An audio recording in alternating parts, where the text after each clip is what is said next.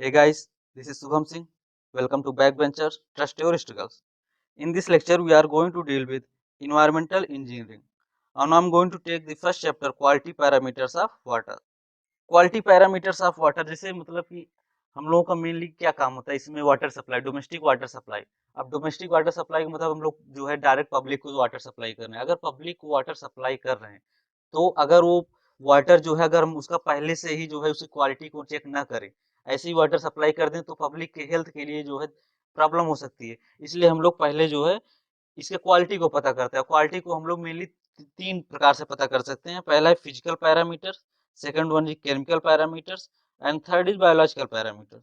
Physical parameters में mainly हम लोग जो है जो मनुष्य के 5 सेंसेस हैं उससे पता कर सकते हैं। मतलब जैसे देख कर, नेक डाई से देख कर, सूंघ कर मतलब स्मेल करके, टच करके।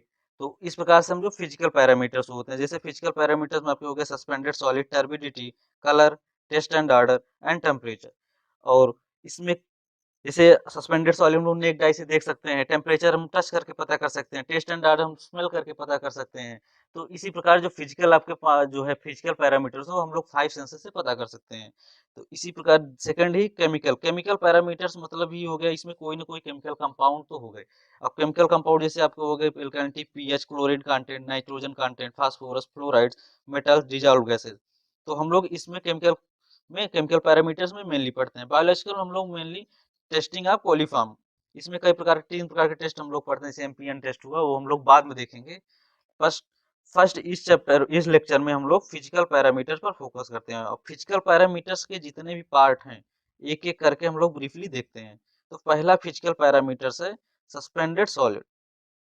सस्पेंडेड सॉलिड क्या होते हैं, पहला क्वेश्चन तो ये उठता है। सॉलिड जो होते हैं हमारे 3 प्रकार के होते हैं। जैसे पहला हो गया आपका सस्पेंडेड सॉलिड हो गया, सेकंड हो जाएगा आपका dissolve solid and third one is settleable solid. तो सस्पेंडेड सॉलिड जो होता है, जैसे एग्जांपल के तौर में बताता हूँ, आप एक ग्लास वाटर ले लीजिए। उस ग्लास में आप कोई भी इनऑर्गेनिक पार्टिकल जैसे क्ले डाल दीजिए। तो अगर जो पार्टिकल ना तो डिजॉल्व हो ना तो सेटल हो, वो होते हैं सस्पेंडेड सॉलिड। अगर अब कोई भी जो है पार्टिकल डिजॉल्व हो गया तो डिजॉल्व सॉलिड हो गया। अगर वो सेटल हो गया, सेटल। जो दोनों में से नहीं होते वो होते हैं जो है सस्पेंडेड सॉलिड। तो हम लोग सस्पेंडेड सॉलिड देखते हैं। सस्पेंडेड सॉलिड जो होते हैं आपके किसी रॉ वाटर में एज ए ऑर्गेनिक पार्टिकल्स के रूप में प्रेजेंट हो सकते हैं, एज ए इनऑर्गेनिक पार्टिकल्स के रूप में भी प्रेजेंट हो सकते हैं, and as a immiscible liquids के रूप में प्रेजेंट हो सकते हैं। As a organic particles like plant fibre, algae. मतलब कि ऑर्गेनिक पार्टिकल का मतलब ही हो जिसमें कार्बन कंटेंट हो। तो आपका जैसे बॉडी हो गया, किसी भी जो है एनिमल की बॉडी हो गई, तो वो जो होते हैं ऑर्गेनिक पार्टिकल होते हैं, तो उसके रूप में भी प्रेजेंट हो सकते हैं। अब इनऑर्गेनिक पार्टिकल्स लाइक जैसे clay and silt, immiscible liquids like oils and greases के रूप में प्रेजेंट हो सकते हैं। अब मेनली ये होता है कि सस्पेंडेड सॉलिड अगर आपके रॉ वाटर में प्रेजेंट है तो उसका प्रॉब्लम क्या होता है, मतलब वो एज इफेक्ट कैसे करता है। सस्पेंडेड सॉलिड अगर आपके जो है रॉ वाटर में प्रेजेंट है तो इसका मतलब कि ये नहीं होता कि वो आपके हेल्थ के लिए जो है प्रॉब्लम करे, जरूरी नहीं है। बट अगर एक परमिसिबल लिक्विड के अंदर है तो अगर उस परमिसिबल लिक्विड से ज्यादा सस्पेंडेड सॉलिड आपके वाटर में प्रेजेंट है तो आपके हेल्थ के लिए प्रॉब्लम हो सकता है। वो जो है परमिसिबल लिमिट है 30 मिलीग्राम पर लीटर। तो मतलब कि अगर आपके किसी भी वाटर मतलब 1 लीटर वाटर में अगर 30 मिलीग्राम सस्पेंडेड सॉलिड प्रेजेंट है तो आपके हेल्थ के लिए प्रॉब्लम नहीं है। तो और सस्पेंडेड सॉलिड जो होते हैं ये जो होते हैं एस्थेटिकली डिस्प्लीजेंट होते हैं, मतलब कि आपको देखने में अच्छा नहीं लगता। अगर कोई भी वाटर लीजिए, आपको आप नेक डाइस उसको देख सकते हैं और उसमें आपको एस्थेटिकली डिस्प्लीजिंग मतलब कि आप उसको देखने में अच्छा नहीं लग रहा है तो आप उसको ऑब्जर्व नहीं करेंगे। That's the main problem of suspended solid and it provides adsorption site for chemical and biological agents. इसका मतलब होता है जैसे कि आपके किसी भी वाटर में सस्पेंडेड सॉलिड प्रेजेंट है तो वो हो सकता है कोई भी माइक्रो ऑर्गेनिज्म के लिए या केमिकल एंड बायोलॉजिकल एजेंट जो होते हैं उसका एडजॉर्प्शन साइट के रूप में, मतलब कि हो सकता है उस सस्पेंडेड सॉलिड पर वो जो है एजेंट्स आके बैठ जाएं और अपनी एक्टिविटी जो है चालू कर दें। इसलिए सस्पेंडेड सॉलिड जो होते हैं वो आपके रॉ वाटर के लिए जो है प्रॉब्लम करते हैं। इसलिए हम लोग उसको एक परमिसिबल लिमिट से ज्यादा नहीं रखना चाहते हैं। और नेक्स्ट आता है कि इसका मेजरमेंट हम लोग कैसे करते हैं। इसका मेजरमेंट एकदम सिंपल सा है, मैं आपको बता रहा हूँ। एक जो है फिल्टर होता है। आप एक फिल्टर ले लीजिए, अब इस फिल्टर से हम लोग जो है उस रॉ वाटर को जो है पास कराते हैं, तो जो भी जो है इस फिल्टर पर वाट जो है सॉलिड बच जाते हैं वो होते हैं सस्पेंडेड सॉलिड। जो पास हो गए वो तो होते हैं आपके डिजॉल्व सॉलिड, जो बच जाते हैं वो होते हैं आपके सस्पेंडेड सॉलिड। और इसको हम लोग 104 इवेपोरेटिंग द सैंपल, जो सैंपल बचा है, and measuring the residue 104 degree centigrade, मतलब टोटल सॉलिड जो होते हैं उसको हम लोग इवेपोरेट करते हैं और 104 डिग्री पर जो है 104 डिग्री पे हम लोग उसको क्या बोलते हैं हीट करते हैं, तो वो तो टोटल सॉलिड होता है। लेकिन यहाँ पे टोटल सॉलिड की नहीं बात, यहाँ पे है सस्पेंडेड सॉलिड। सस्पेंडेड सॉलिड हम लोग एक फिल्टर लेते हैं, फिल्टर पेपर लेते हैं, फिल्टर पेपर से वाटर को पास कराते हैं, जो रेजिड्यू बचता है हम लोग 104 डिग्री सेंटीग्रेड पे उसको हीट करते हैं, जो रेजिड्यू बचता है वो होता है आपका सस्पेंडेड सॉलिड। इसका मेजरमेंट एकदम सिंपल सा है, ऐसे करते हैं। टोटल सॉलिड जो होते हैं वो suspended solid plus dissolve solid दोनों होते हैं। सस्पेंडेड सॉलिड पर डिजॉल्व सॉलिड जो होते हैं वो आपके टोटल सॉलिड हो गए। अब आता है now let's move on second physical parameter and which is turbidity. Turbidity जो होती है वो भी आपकी जो है रॉ वाटर में सस्पेंडेड सॉलिड के ही प्रॉब्लम होते हैं। सस्पेंडेड सॉलिड जो होते हैं वो सिर्फ सरफेस वाटर में ही प्रॉब्लम करते हैं, वहाँ पे ग्राउंड वाटर में प्रॉब्लम नहीं करते। यहाँ पे हम लोग इसको मेंशन कर सकते हैं, सस्पेंडेड सॉलिड जो होते हैं वो मेनली सरफेस वाटर में, not in ground water. Let's move on the turbidity. Turbidity में हम लोग जो है मेनली, जैसे मान लो टर्बिडिटी का सिंपल से जो है एक एग्जांपल दे रहा हूँ, जैसे कोई भी एक ग्लास ऑफ वाटर लीजिए, उसमें आप कोई सस्पेंडेड सॉलिड डाल दीजिए। अगर सस्पेंडेड सॉलिड उसमें है तो कोई भी आप लाइट अगर आप उस पर पास कराओगे तो वो लाइट जो होती है वो ऑब्जर्व कर देती है सस्पेंडेड सॉलिड, मतलब कि वो पास नहीं हो सकती है अच्छे से, तो वो होती है आपकी टर्बिडिटी का मेन प्रॉब्लम। तो अगर लाइट पास नहीं हो रही मतलब कि आपको जो है रेज भी पास नहीं होंगे, तो मतलब कि आपके फोटोसिंथेसिस प्रॉब्लम भी उसमें होगी। तो ये होते हैं मेन रीजन। और ये लूजेज इट्स ट्रांसपेरेंसी, मतलब कि जो टर्बिडिटी अगर आपके रॉ वाटर में प्रेजेंट है तो वाटर जो सैंपल होगा वो अपनी ट्रांसपेरेंसी लूज कर देगा। और क्यों इसमें मेनली प्रॉब्लम वही सस्पेंडेड सॉलिड से ही होती है, क्योंकि अगर सस्पेंडेड सॉलिड प्रेजेंट है तो टर्बिडिटी है। अब आता है टर्बिडिटी का हम लोग मेजरमेंट कैसे करते हैं। टर्बिडिटी का मेजरमेंट हम लोग मेनली 4 प्रकार से करते हैं। पहला turbidity rod, second is Jackson turbidimeter, third one is Baylis turbidimeter and fourth is temflometer. अब इसको जो है हम लोग एक एक पढ़ने से पहले एक मेनली पढ़ते हैं स्टैंडर्ड यूनिट्स क्या होते हैं टर्बिडिटी के लिए, क्योंकि स्टैंडर्ड यूनिट का हम लोग वही स्टैंडर्ड यूनिट से ही हम लोग कंपैरिजन कराते हैं उस वाटर का कि जो है इसमें कितनी टर्बिडिटी है। जैसे टर्बिडिटी रॉड और इंजेक्शन टर्बिडिटी मीटर के लिए हम लोग स्टैंडर्ड यूनिट लेते हैं 1 milligram of finally divided silica, मतलब कि 1 लीटर वाटर में अगर हम लोग 1 milligram of silica in the form of SiO2 अगर डालते हैं तो वो होता है आपका standard unit 1 milligram per litre. मतलब कि 1 मिलीग्राम जो है सिलिका 1 लीटर वाटर में इन दी फॉर्म ऑफ SiO2 जो होता है वो होता है आपका standard unit. Now let's move on first part, turbidity rod. Turbidity rod से हम लोग जो है टर्बिडिटी जो है मेजरमेंट कैसे करते हैं। ये एक फील्ड मेथड होता है। इसमें मेनली जो है यहाँ पे आप देख सकते हैं, ये यहाँ पे आपका आई पोजीशन होता है, ये ग्रेजुएटेड टेप होता है जिससे हम लोग जो है उसकी डेप्थ को पता कर सकते हैं कि कितनी जो है इसकी टर्बिडिटी है। ग्रेजुएटेड यहाँ पर एल्युमिनियम रॉड लगा होता है। ये एक प्लेटिनम निडिल होती है, इस प्लेटिनम निडिल की डाया जो होती है 1 mm होती है और इसकी लेंथ होती है 25 mm। और यहाँ से यहाँ की जो हाइट है ये होती है 1220 mm और यहाँ से यहाँ की इसकी हाइट होती है 230 mm। अब चलिए देखते हैं कि इसका हम लोग टर्बिडिटी मेजर कैसे करते हैं। अब जब जो भी आपका सैंपल है, जो भी रॉ वाटर है, अगर उसका हमें टर्बिडिटी निकालना है तो हम इस टर्बिडिटी रॉड को उस सैंपल में, इस ये जो सैंपल है इस सैंपल में धीरे धीरे जो है हम उसको जो है डुबोते हैं और ऊपर यहाँ जो आई पोजीशन है यहाँ से देखते रहते हैं। और ये जो नीडल है जिस भी जो है जिस भी डेप्थ पर ये नीडल आपको दिखनी बंद हो जाए वो डेप्थ जो होती है वही होती है टर्बिडिटी। और ये क्योंकि यहाँ पे ग्रेजुएटेड टेप लगा ही हुआ है, यहाँ पे मेजरमेंट हम लोग कर लेते हैं। तो जितनी डेप्थ होगी, और यहाँ पे एक ये भी है, डेप्थ जो होती है ये इनवर्सली जो है प्रोपोर्शनल होती है किसके? टर्बिडिटी के। मतलब कि अगर डेप्थ बढ़ी तो आपकी जो है रॉ वाटर में टर्बिडिटी कम है। तो मतलब कि अगर जैसे सिंपल सा है कि अगर आप टर्बिडिटी मीटर इसमें आप जो है सैंपल में डाल रहे हैं, तो अगर जल्द ही आपको टर्बिडिटी दिखनी बंद हो जाए, मतलब कि थोड़ा सा भी अगर आप डेप्थ में जो है उसको डुबोए और जो है नीडल आपको दिखनी बंद होगी, मतलब कि आपके रॉ वाटर में टर्बिडिटी बहुत ज्यादा हाई है, इसीलिए तो शुरू में दिखनी ही बंद हो गई। और अगर आप जो है धीरे धीरे कुछ डेप्थ तक उसको और ले जाते हैं, तब तब बाद में दिखती है। इसका मतलब कि आपके रॉ वाटर में टर्बिडिटी कम है। और इसकी परमिसिबल लिमिट जो होती है, परमिसिबल लिमिट है इसकी जो है 15 टू 10 ppm। ये है the permissible limit 5 to 10 ppm। मतलब कि आप टर्बिडिटी रॉड से आप 5 टू 10 ppm की परमिसिबल लिमिट निकाल सकते हैं।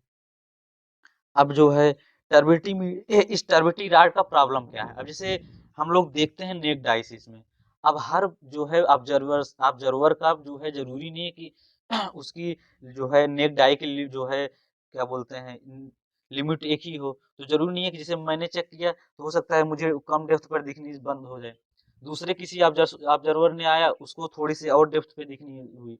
तो ये जो होती है ये अप्रॉक्सीमेट मेथड होती है, मतलब कि ये एक आपको जो है रियल वैल्यू नहीं देती है, अप्रॉक्सीमेट वैल्यू देती है, इसलिए हम लोग इसको जो है यूज नहीं करते हमेशा।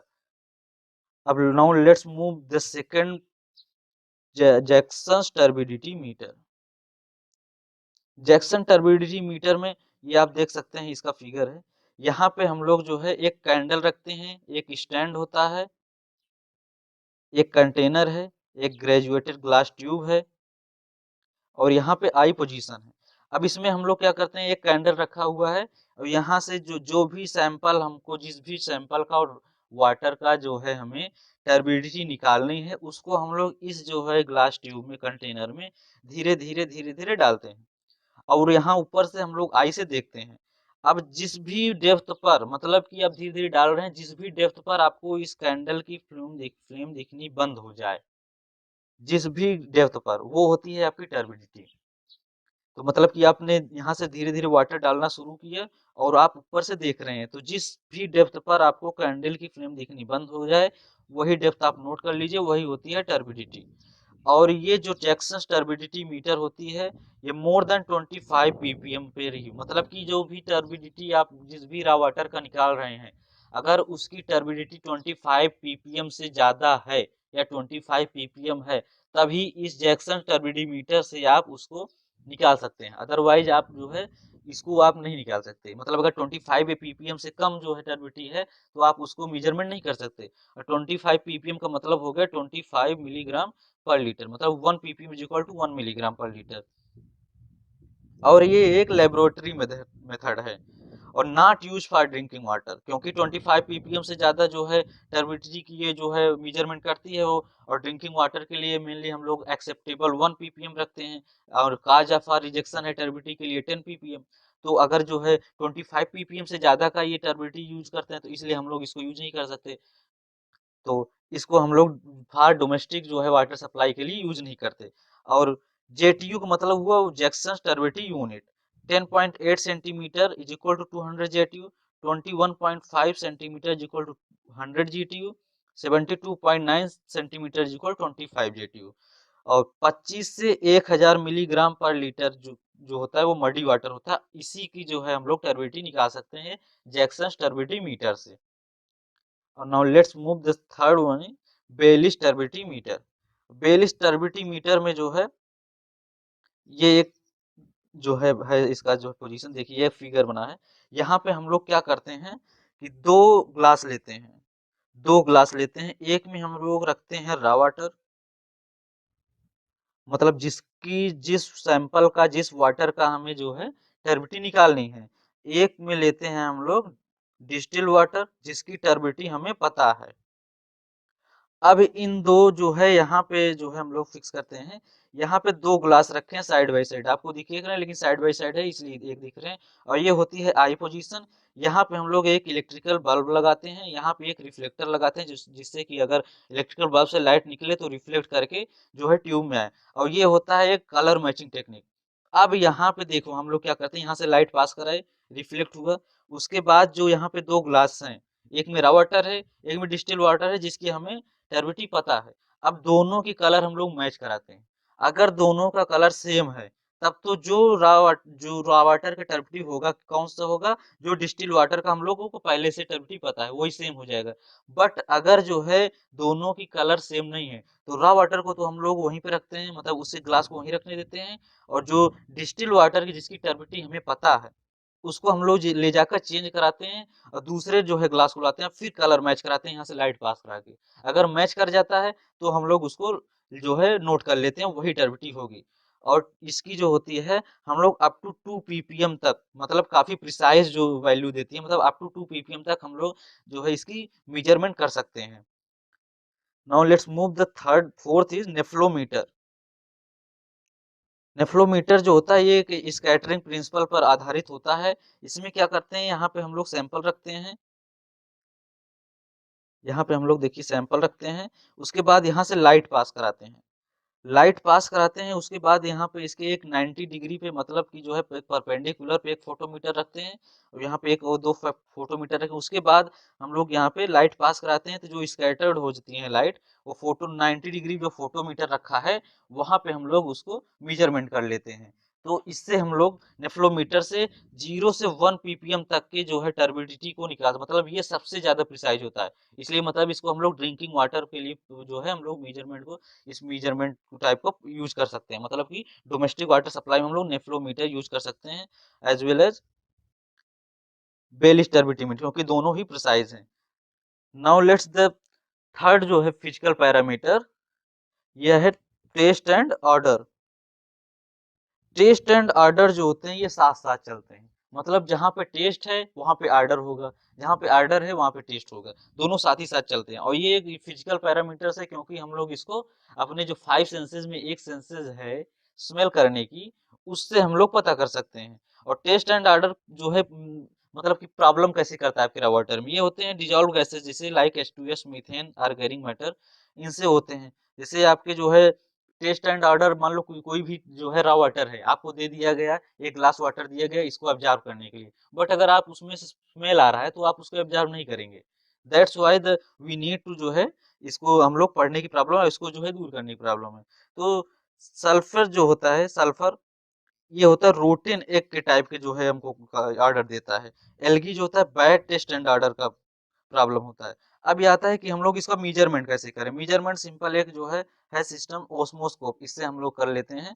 और इसमें हम लोग क्या देखते हैं, इंटेंसिटी देखते हैं टेस्ट एंड ऑर्डर की। जैसे देखो एक आपने सुना होगा TON, थ्रेशोल्ड ऑर्डर नंबर। इसमें हम लोग कैसे, इसका मतलब कि मेजरमेंट हम लोग कैसे करें, मैं बता रहा हूँ एकदम सिंपल से। इसका एक डिल्यूशन जो है हम लोग मेथड है, डिल्यूशन मेथड में क्या करते हैं कि जो भी रॉ वाटर है, रॉ वाटर आपको लिए वहां से हम लोग एक ओडोमीटर लगाते हैं और यहाँ से हम लोग इसको स्मेल करते हैं। तो जैसे मान लो कोई भी रॉ वाटर है आपका, इसमें मान लो आपकी टर्बिडिटी 10 mg/लीटर है। अब हम लोग क्या करते हैं कि इसमें डिस्टिल वाटर मिलाते हैं, जैसे जिसमें से टेस्ट ऑर्डर मतलब ऑर्डर आ रहा है तो हम लोग इसमें डिस्टिल, इस वाटर में डिस्टिल्ड वाटर मिलाते जाते हैं। तो जब तक मिलाते हैं, जब तब तक मिलाते हैं जब तक कि जो है आपके जो है रॉ वाटर से ऑर्डर जो है निकल ना जाए। तो जैसे हम लोग डिल्यूशन फैक्टर क्या होता है कि जैसे आपका 10 mg/लीटर जो है आपका था टर्बिडिटी रॉ वाटर में, आपने 50 mg जो है इसमें मिला दिए डिस्टिल्ड वाटर। तो डिल्यूशन फैक्टर क्या होता है कि जितने भी आपने टोटल मिलाए 50 + 10 = 60 अपॉन मतलब पहले जो रॉ वाटर था कितना था 10, ये होता है आपका डिल्यूशन फैक्टर। और ये जो डिल्यूशन फैक्टर होता है इसको हम लोग नापते हैं TON से, मतलब threshold order number. Threshold order number मतलब TA+B अपान ए, मतलब कि आपका जो रॉ वाटर हुआ, बी आपका मतलब जो डिस्टिल वाटर जो हम मिलाए हैं अपान ए मतलब रॉ वाटर। तो और इंडिया में हम लोग थ्रेशोल्ड ऑर्डर नंबर रखते हैं 1 2 3, ये होता है। मैं इसको याद कर लीजिए क्योंकि ये क्वेश्चंस आते हैं। Now let's move the fifth जो है physical parameter and its temperature.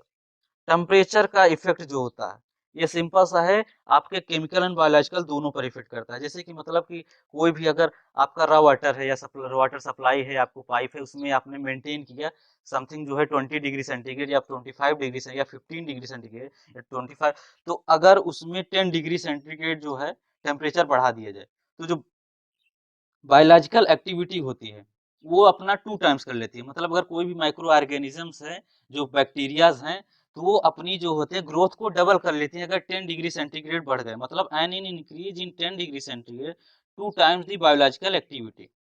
और टेम्परेचर हम लोग वाटर सप्लाई में जो है मेनली 10 टू 20 डिग्री रखते हैं, 10 टू 20 डिग्री। और 25 डिग्री से ज़्यादा हम लोग किसी भी जो है ऑब्जेक्शनेबल हो, मतलब कि 25 डिग्री सेंटीग्रेड से ज़्यादा टेम्परेचर हम लोग रखते ही नहीं है। नाउ लेट्स दिस लास्ट जो है physical parameter and its colour. Colour caused bye suspended and dissolve matter in water. Colour caused bye suspended dissolve matter in water, मतलब कि जैसे कलर, आपका कोई भी वाटर है, अगर वो कलर्ड वाटर है तो वही हुआ, आप लोग उसको नेक्ड आई से देख सकते हैं तो आप उसको फिर एब्जॉर्ब करने से मना कर सकते हैं।